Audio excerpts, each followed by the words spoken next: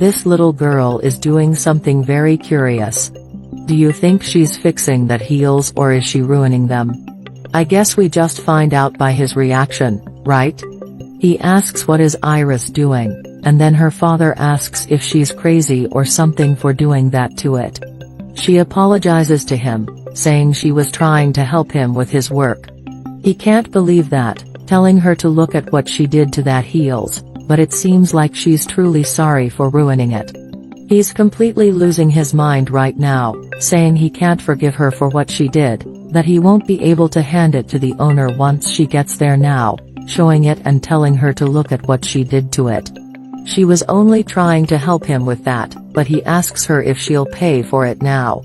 She doesn't have any money though, and he's so mad right now that he tells her that he's tired of her. He raises his arm and she flinches, but that's when her mother comes in, asking him what he thinks he's doing, raising his hand like that toward their daughter. He knows what he's trying to do, saying that he wants to discipline their daughter and that she should be doing that. She can't believe that, saying she's only a child and asking her if she's alright, and she tells him to look at how much she's shaken, that he's not treating her like a child. He tells his wife to not put her nose between them, telling her to watch it or she'll get some as well. She bravely dares Lucas to touch a hair of her daughter or hers, and he rages off. He starts to yell that he's tired of this life. He starts to cry, so as she moves closer to comfort him, he gets away from her, telling her to take her hands off him. He sure wanted to never have met her, that way he wouldn't get her pregnant and ruined his life like this. She can't believe that Lucas is saying those horrible things, and he says he means every single word, that he's sure that he would have been something other than a shoemaker without them around. She thinks they should be going, and she asks if her dad doesn't like her anymore. She kindly tells her that he's just hot-headed right now and that they should go back inside.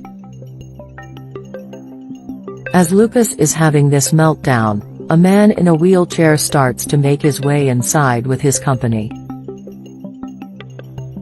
As they get closer, the man makes himself known, and he tries to put on a nicer face, but the man asks him if is everything alright, and he just asks this man what he wants.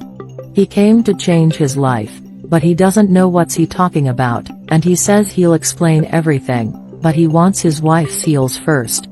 He quickly grabs the one next to him, asking this man what the ones of his wife look like.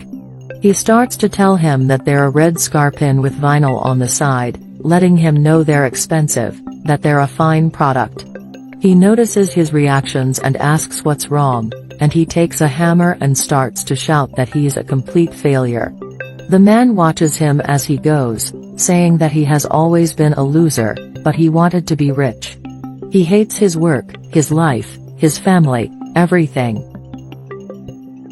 His life wasn't supposed to be like that, but it'll never change because he only did the wrong decision in his life. His whole life. He goes back to the topic of changing his life, and he takes a handful of cash from his jacket pocket, asking if he wants it. It's obvious that he wants it, that there's nothing in the entire world that he wants more than money, and that he would do anything for it. After a quick chat, he tells him that he can take it then. He doesn't move, but the man tells him to go ahead and take it. As soon as he tries to take it, the young man takes a hold of him by the hand. There's no free meal in life, so he tells him that he can take the money, but there's one condition. He'll have to let him hit his hand and break all of the bones in it. He desperately tries to free himself, begging them to let him go. The man lowers his arm, saying that he'll give him one more chance for him to get out of his miserable life, that he just said that he needs money to make his life happier. He says that one broken finger it's nothing for someone who still has 9 others, that a broken hand is nothing if someone has the other one perfectly fine. He asks if he'll take him up on his offer, and he says he will, that he'll do anything. He likes that, so he takes some more cash and puts it on the table. He doesn't go forth with that, and his wife wants to know what is that noise, asking what's happening. He gestures to the young man, telling him to grab the girl. He nods and says this is just business, telling her to hand the girl. She'll not give her daughter, but he starts to drag her.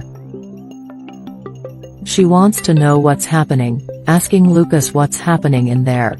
He tells her to come closer, telling her that she's very pretty, letting the shoemaker know that he always wanted a pretty daughter like her, someone kind, smart, just like her so she can take his mother's name onward.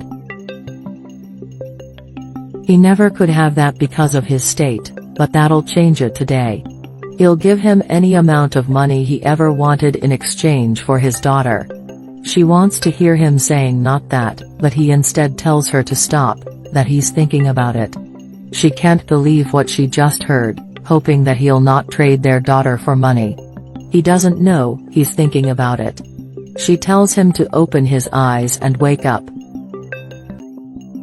She bites his creepy hand and runs back to her mother. He checks up on his boss, but he only wants the girl back. Lucas seems to wake up from his delusions, telling the young man to stay away from his family. He reminds him that he's unhappy with his family, telling him to hand his daughter over. Iris suddenly starts to apologize to that man, saying that she's the one who ruined it because she was trying to help her father, saying that he can take her shoes instead. They're not new or anything, but she says he can take them. He can't believe how stupid this man is, saying that he didn't mind losing a finger from his hand, the object which he works with. He didn't mind losing his daughter or his family, the propeller of his life. He has a woman who loves him, a daughter who loves him, saying he's not poor, that he's blind. He can't see how he's surrounded by richness, telling him that he wants him to fix his shoes, that he'll be back Monday to collect them, and he can only hope that he learned his lesson. He signals to his lackey and they start to leave.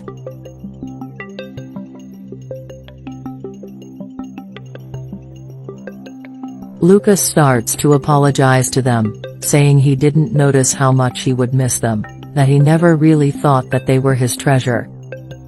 Both of them. He begs them to forgive him for this, that he really loves them. She forgives him.